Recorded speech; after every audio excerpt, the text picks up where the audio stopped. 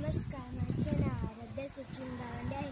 मी तुम्हाला एका पुस्तकाबद्दल माहिती सांगणार आहे. त्या पुस्तकाचे नाव पुस्तक न वाचणारी मुलगी आहे.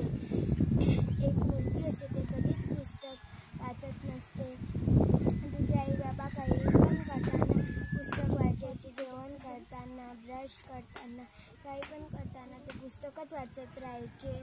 आणि ते त्याचे पुस्तकं वाचून झाले की नवीन नवीन रोज पुस्तकं आणायचे. त्याच्या घरात जिथं पाहिलं तिथं पुस्तकं सजवायचे. म्हणून मग एक दिवस ते मुलगी पुस्तक वाचत होती. ते पुस्तकातून खूप सारे प्राणी आले. मग त्या पुस्तकातून खूप सारे प्राणी आले. ते प्राणी ते जातच नव्हते. तिच्या मांडीवर, डोक्यावर चालले होते. मग तिने एक पुस्तक वाचून पाहिलं, तर मग ते सगळे प्राणी शांत बसले. मग तिने दुसरं वाचलं. असं करताना सर्व प्राणी शांत बसले आणि निघून गेले. तुम्ही सुद्धा असे नवीन